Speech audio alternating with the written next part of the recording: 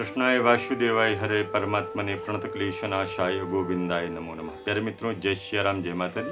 मित्रों, आज आपसे चर्चा करते हैं हल षष्ठी का जो पावन पर्व है, व्रत है, इस व्रत का क्या मुहूर्त है और कैसे करनी है हमको पूजा, इस विषय पे आज आपसे करेंगे चर्चा।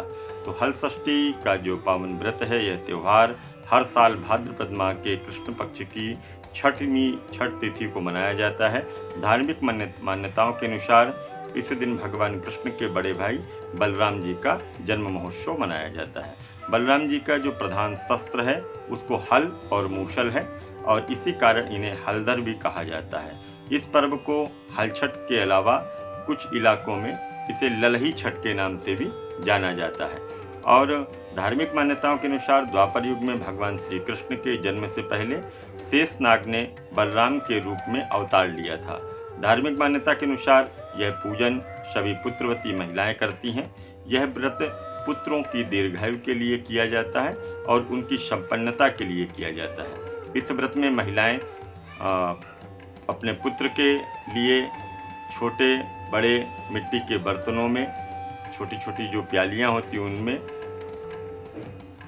भुने हुए जो अनाज होते हैं उनको भरती हैं और मेवा इत्यादि भर करके छठ मैया की पूजा करती हैं।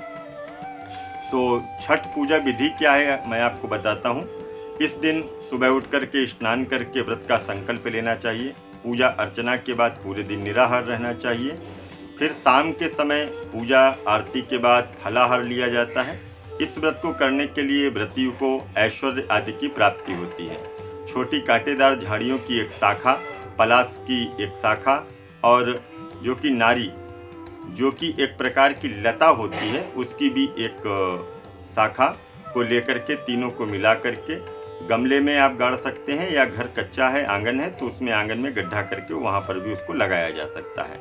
और इसके बाद में भैंस के दूध से बने हुए दही, महुआ और सूखे हुए जो महुए होते हैं और चावल, इनको पत्ते पर, पलाश के पत्ते पर रख करके व्रत को किया जाता है। इस दिन गाय के दूध व दही का सेवन करना वर्जित माना जाता है। इस दिन बिना हल में जो जुती हुई भूमि होती है उसमें जो भी अन्न पैदा होता है उसको ग्रहण करना चाहिए, अर्थात जो हल से जुती हुई भूमि होती है उसमें पैदा हुए पदार्थों को ग्रहण हमको नहीं करना चाहिए और साग भाजी इत्यादि का विशेष ध्यान रखना चाहिए। इस व्रत को पुत्रवती स्त्रियों को विशेष तौर पर करना चाहिए।